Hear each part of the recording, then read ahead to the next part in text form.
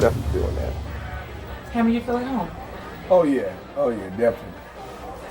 I mean, me and she'll go back 10 years, so, you know, it's another day. That goddamn MC Hammer, very serious about beef. Y'all laugh and y'all joke about Hammer. No. I know who Hammer was affiliated with, and he wouldn't have to pay to tell somebody up. He wouldn't even have to say it. They just, But if somebody was making Hammer uncomfortable, without him saying I'm uncomfortable, somebody around him would have came to you and said, quit making Hammer uncomfortable. We were saying our album was doper, but we were saying it in New York slick.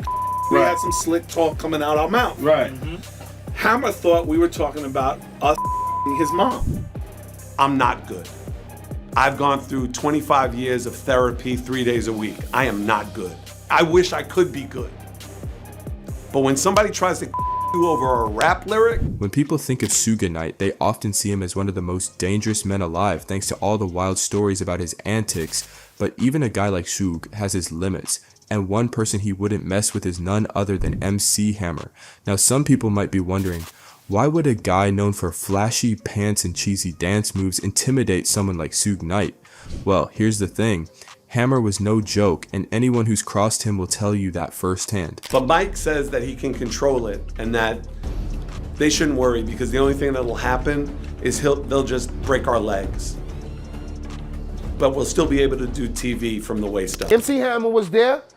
That nigga approached me. He was like, Red, I'm gonna tell you something, you young, but I don't allow nobody talking about my mama. You understand me? I said, yes, sir. Sure, he had his over-the-top moves in a style that didn't exactly scream tough guy, but behind all that, Hammer had serious street cred. He was connected, respected, and backed by a loyal crew that didn't play around. Yo, his entourage was something like I never seen in my life. Like it was literally 100 people. More than 100 people. Hammer's reputation in the streets was solid, and word is even Suge Knight knew better than to cross him. Let's dive in deeper. Now, Suge Knight and MC Hammer actually had a pretty interesting history together, starting way back in 1988. Their connection became even more significant when Hammer dropped his 1994 album, The Funky Headhunter, which was a big hit and showed a tougher, edgier side of Hammer. Off the momentum of that success, Hammer signed with Death Row Records in 1995, joining a roster that included heavyweights like Snoop Dogg and his close friend Tupac Shakur. While at Death Row, Hammer worked with some of the biggest names in the game, recording tracks with Tupac and others.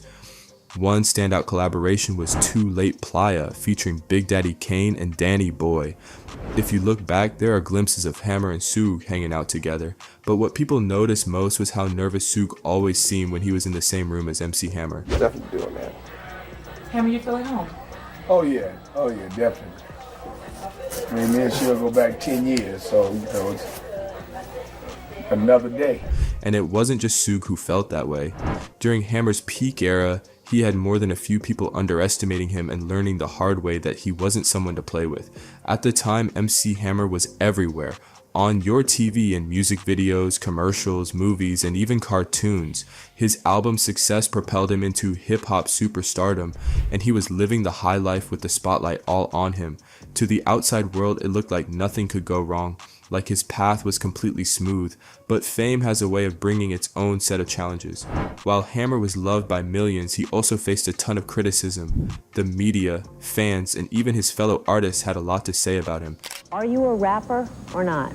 Well, in one unescapable aspect, yes, and that is the fact that I don't sing. But in every other aspect, the answer is no, I'm not a rapper. I entertain.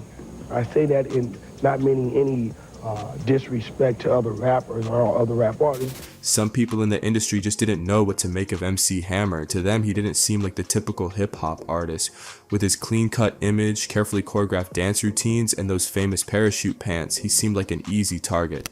Plenty of rappers thought Hammer was soft, a guy from Oakland they could diss in their songs without worrying about any consequences, but they couldn't have been more wrong. Sure, Hammer's stage persona was flashy and energetic, but offstage he had some serious street ties. In fact, his family was connected to Felix Mitchell, one of Oakland's most infamous drug lords. Mitchell was the leader of the 69 Mob, a criminal organization that dominated the drug trade in the area. At the height of his empire, Mitchell was reportedly making over $1 million a month selling crack and heroin, and his operation controlled much of Oakland, including the neighborhood Hammer grew up in. Even after the FBI took down Felix Mitchell and dismantled his organization in 1985, Hammer and his brothers had already spent their formative years surrounded by some of Oakland's most powerful gangsters. So, while Hammer's public image might have been polished and commercial, behind the scenes, he had deep-rooted connections to the streets. When people started mocking him in the industry, Hammer took stock of the situation and made sure to handle things wisely. Back in 1987, MC Hammer mentioned LL Cool J's name in his song Let's Get It Started, and it didn't go unnoticed. Fast forward to 1990, LL Cool J clapped back with his diss track to the Break of Dawn, where he took shots at Kool Moe Dee, Ice-T, and of course MC Hammer. LL's diss was direct, and Hammer wasn't the kind of guy to let something like that slide. Instead of brushing it off, Hammer decided to send a message. Allegedly, Hammer sent a few of his guys to confront LL Cool J after one of his shows. Things escalated into a heated argument, and according to rumors, LL ended up getting punched in the face. It wasn't long before the two hip-hop icons sat down, squashed their beef, and patched things up. They eventually got back on good terms, showing that not every feud in hip-hop has to end with bad blood. But not all of Hammer's beefs had such a peaceful resolution. Take, for example, his infamous clash with Third Bass. The tension started when Hammer dissed Run DMC, and Third Bass responded by taking it up a notch. They came at Hammer in their song The Cactus, Inokika, specifically targeting his mother. The line, "The cactus turned Hammer's mother out," was a double entendre, referencing both their 1989 Cactus album and Hammer's hit record from the same year, Turn This Mutha Out. That jab didn't sit well with Hammer or his family, especially his brother, Louis Burrell. In a 2015 interview, MC Search, a member of Third Bass, revealed just how serious things got. While flying to Los Angeles, Def Jam president Carmen Ashurst Watson received a chilling phone call. A voice on the other end asked, "Is Third Bass on their way to LA?" When she confirmed they were, the caller, who identified himself as Louis Burrell, reportedly said, "Good, they're dead." According to Search, the threat was no idle talk. He claimed fellow Def Jam artist Eric B. confirmed that there was $50,000 hit out on them, allegedly to be carried out by the Los Angeles Crips. We were saying our album was doper, but we were saying it New York slick. We had some slick talk coming out our mouth. Right. Hammer thought we were talking about his mom. And here's somebody say, is Third Base on their way to LA? And she goes, yeah. And the voice says, good, they're dead. This is Louis Burrell. And hangs up. And Eric B. basically puts a feeler out and finds out it's true. That there's a hit out on Third Base with the Crips. To keep things from spiraling out of control, Russell Simmons, co-founder of Def Jam, took precautions and had Barefoot Boogie, a well-known figure in the hip-hop scene, act as security for Third Base during their stay in LA. Even with Boogie watching their backs, tensions were high. One day, Search and his girlfriend went to a mall while Boogie kept an eye on them.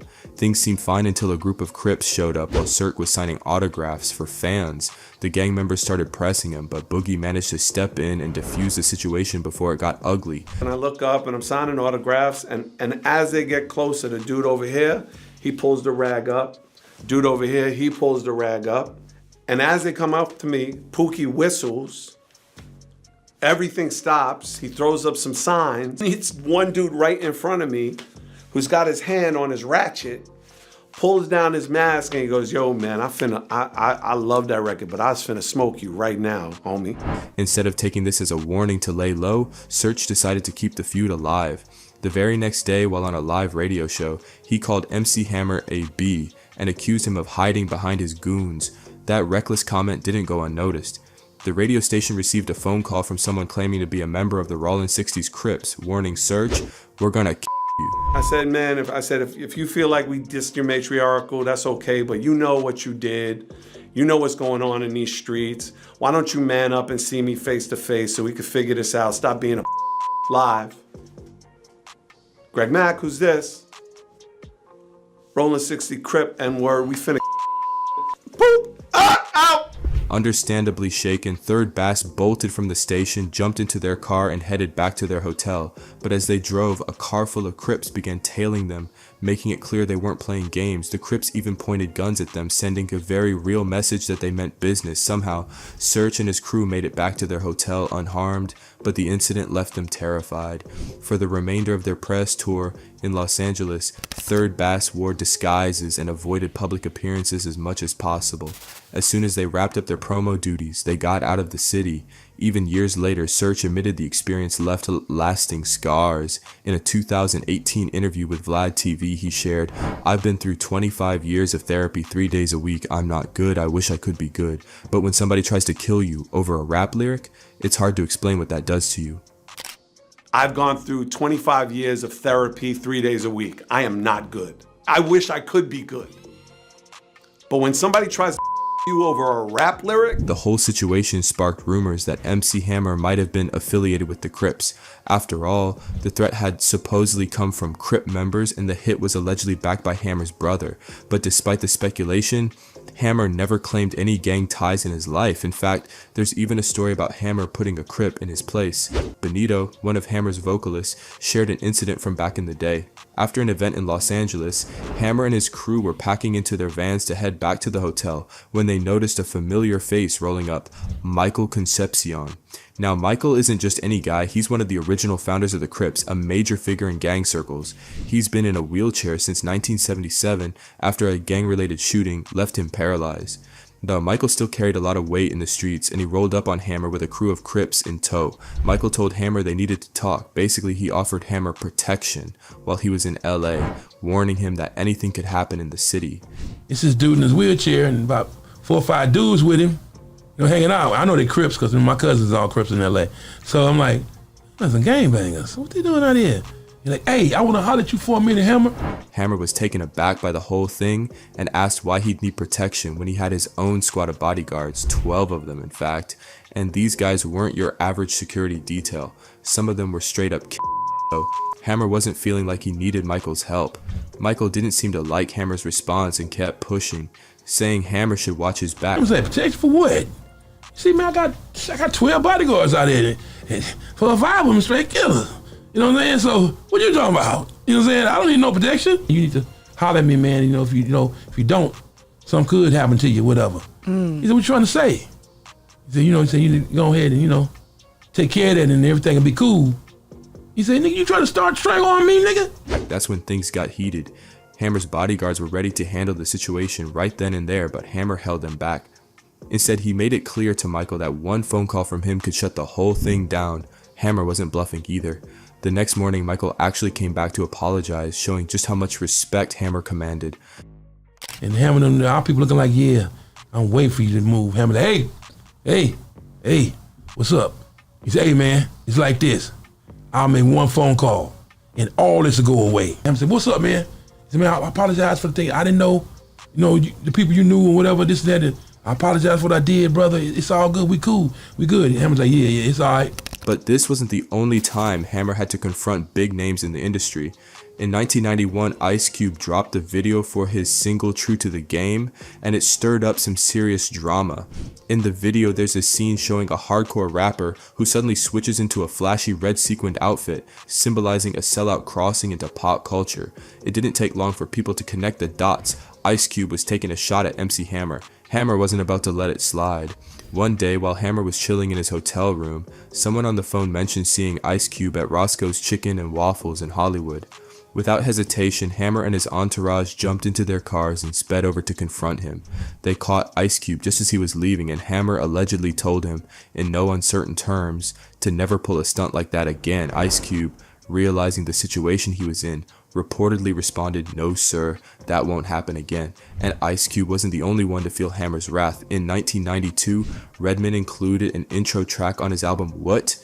The album called Funky Uncles, where a character dissed Hammer and his family, saying things like, "Your mama ain't ish, your daddy ain't ish, ain't nobody ish." Hammer took offense to the diss and decided to make it clear to Redman that he wasn't playing. And I did the skit, and I was like, well, you know what? That goddamn MC Hammer, fuck him, fuck his mama and the whole nine. That nigga came up to me on MTV Cribs on the last episode they had. When Redman came to Oakland, Hammer's affiliates chased him out of the city. Redman later admitted they barely made it out safely. "We had to get the F out of there. They wasn't playing. We was almost boxed in," he shared during an interview. A few years later, in 1995, both Hammer and Redman were on the set for the final episode of Yo MTV Raps. Hammer approached Redman and told him, "Red, I'm gonna tell you something. You're young, but I don't allow nobody to talk about my mama, you understand me?" Redman, fully aware of Hammer's reputation, quickly apologized, saying, "Yes, sir." MC Hammer was there. That nigga approached me. He was like, "Red, I'm gonna tell you something, you young, but I don't allow nobody talking about my mama, you understand me?" I said, "Yes, sir." Redman later explained that he learned his lesson. "I got the message, gay," he said in a 2016 interview. "I heard about Hammer, and I seen his work. I'm good, my brother. I like the Bay Area, so F that. You're right. I won't talk about your mama."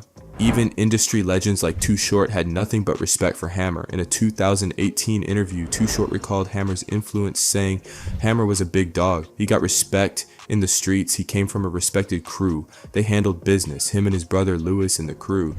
When asked about the alleged hit Hammer put out on MC Search, Too Short said the only part he didn't believe was the $50,000, because Hammer would never have to pay for such services. Without spending any money, Hammer could have told some people to like that wouldn't have been, it wouldn't have, I know who Hammer was affiliated with, and he wouldn't have to pay to tell somebody else. Hammer's reputation extended beyond the music world too. During a 2020 chat with E40 for All Urban Central, Fat Joe recalled meeting Hammer at the Las Vegas airport. Joe said Hammer greeted him warmly, but also made it clear he wasn't to be trifled with. He was like, "You know I get it poppin' for real," Joe remembered. E40 wasn't surprised at all. "Well, he's from Oakland for one," he said. "He's from the town. He's highly respected and connected. All the fixtures and factors know him. He knows them. He rocks it. He's heavy. His brother's gangsta. Hammer is far from a sucker, and Hammer's physically fit. You know, he'll put hands on you." Sometimes, you know, it's entertainment. So he tried to let me know. We sat down. He was like, "Yo, don't get it. Yeah. You know, I'm a real gangster from Oakland." I was like, "Yo, Hammer, you ain't got to do this to me." But despite his tough demeanor and street connections, Hammer didn't have it easy growing up. Born Stanley Kirk Burrell on March 30th, 1962 in Oakland, California, Hammer was the youngest of 8 kids in a family that struggled to make ends meet. His dad, a professional poker player and casino manager, and his mom, a secretary, worked hard, but money was tight. When his parents eventually separated, young Stanley and his siblings lived with their mom in a cramped 3-bedroom apartment in East Oakland's housing projects. He shared a room with 5 of his siblings, and life wasn't easy. To escape the harsh realities of his environment, Stanley would hang out in Oakland parking lots with his friends, where they'd entertain themselves by dancing to beatbox rhythms. They even sold baseballs for $2 a piece to earn a little cash. He was also big on writing poetry and spent hours trying to mimic James Brown's moves, dreaming of something greater than his surroundings. At just 11 years old, a chance encounter changed his life. While doing the splits in the Oakland Coliseum parking lot, he caught the attention of Charlie Finley, the owner of the Oakland A's. Impressed by the kid's energy and spirit, Finley hired him as a clubhouse assistant and bat boy.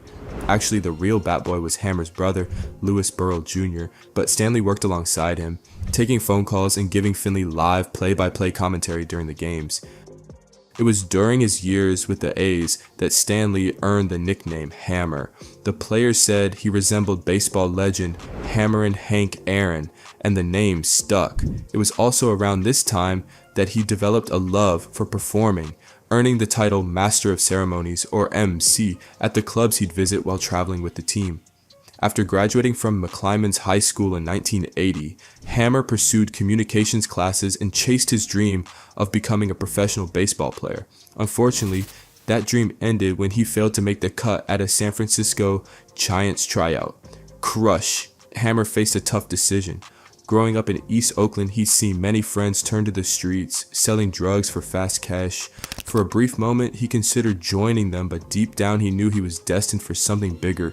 That realization led him to enlist in the U.S. Navy, where he served as a petty officer and aviation storekeeper for 3 years. The Navy taught him discipline and structure, traits he'd carry into his future endeavors. After his honorable discharge, Hammer's passion for music and faith reignited.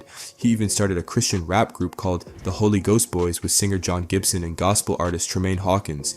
They performed at venues like the Beverly Theater in Beverly Hills, but the group didn't gain much traction and eventually disbanded. Still determined to make it in music, Hammer decided to go solo. In 1986, he took a leap of faith, borrowing $20,000 from two Oakland A's players, Dwayne Murphy and Mike Davis, to launch his own record label, Busted Records. With that money, he recruited a team of talent, including DJ Kent Wilson, Lone Mixer, Kevin Wilson, 2 Big MC, and a trio of dancers, Sweet LD, Terrible T, and Lil P, dubbed Oakland's 357. Hammer wasn't playing around when it came to his craft. He poured his energy into grueling rehearsal sessions, applying the discipline he'd learned in the Navy. He'd later say, "We have to keep our organization disciplined because we have goals, and in order to achieve those goals, we have to be disciplined." That same year, Hammer recorded his first single, Ring'em, and his debut album, Feel My Power, with the help of Felton Pilot, a musician and producer from the funk band Con Funk Shun. Hammer and his wife, Stephanie, worked tirelessly to promote the album, hustling copies to local DJs and selling singles out of their car trunk. Their hard work paid off. Ring'em became a hit in Bay Area dance clubs, and Feel My Power sold an impressive 60,000 copies. The grassroots success caught the attention of major labels, and in 1988, Hammer signed a $10 million deal with Capitol Records. With a $1.75 million advance, he reinvested $750,000 into Busted Records and began preparing for his next project. That same year, Hammer reissued Feel My Power with added tracks, pushing its sales over 2 million copies. His next album, Let's Get It Started, dropped in September 1988 and featured hits like Pump It Up and Turn This Mother Out. Now, the album was a massive success, further cementing Hammer's rise to fame. Then in 1990, Hammer released the album that would define his career, Please Hammer Don't Hurt 'Em, featuring the iconic track You Can't Touch This. The album sold a staggering 22 million copies and made Hammer a household name. Despite his street roots and tough reputation, Hammer never glorified that lifestyle in his music. Instead, he focused on being a positive role model for kids, encouraging them to stay out of trouble and believe in their dreams.